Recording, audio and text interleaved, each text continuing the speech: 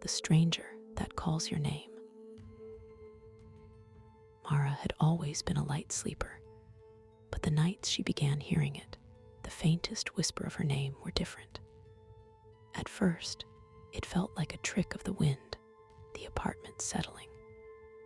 But as the clock ticked past midnight, the soft call came again, barely louder than a breath, as if someone was just beyond the walls, trying not to be noticed.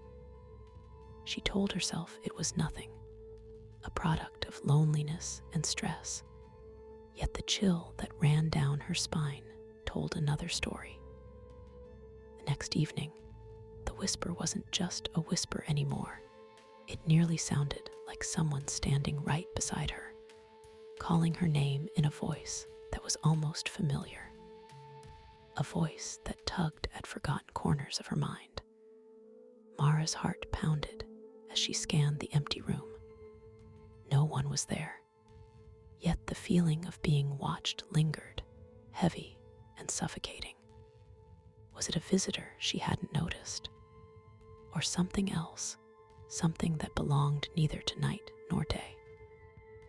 Days passed, and the calls grew more personal. The voice whispered secrets only Mara knew, things she'd never told a soul. Memories of moments she had long buried surfaced unbidden, as if the stranger was inside her mind, peeling back layers with cold fingers.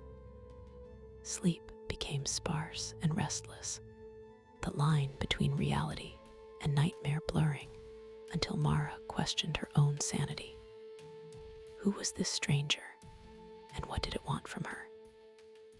One night, compelled by dread and curiosity, Mara whispered back into the darkness, asking, "Who are you?" Silence stretched, thick and suffocating. Then, just before dawn, the voice answered, not with words, but a name she had never heard before, spoken softly, almost lovingly. The sound resonated deep inside her, stirring something ancient and unknowable. Mara's breath hitched, caught between fear and a strange, magnetic pull she couldn't resist. In the days that followed, Mara found subtle changes in her apartment. Small objects moved, faint footprints on the dusty floor, a chair slightly turned.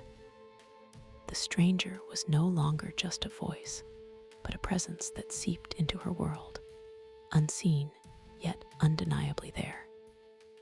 No one else noticed. As Mara's isolation deepened, so did the stranger's influence, a quiet insistence that she was not alone and never would be again. One evening, Mara's phone rang an unknown number. Hands trembling, she answered. No voice, just the faintest whisper of her name, carried over the line like a breath. Suddenly, the line went dead, and the world felt colder, emptier. Mara realized then that the stranger was not just calling, it was waiting for her to answer, to step into a space where the boundary between the known and the unknown dissolves forever. And in that silence, Mara knew her life had already changed. Days later, friends asked if Mara was all right. She smiled, but something in her eyes was different, darker, distant. The whisper never stopped. It followed her everywhere, a constant murmur beneath the noise of daily life. Sometimes, late at night, she thought she saw a figure just beyond the corner of her eye, waiting patiently. And sometimes, when the wind was quiet, she swore she heard her name called softly, inviting her to listen forever.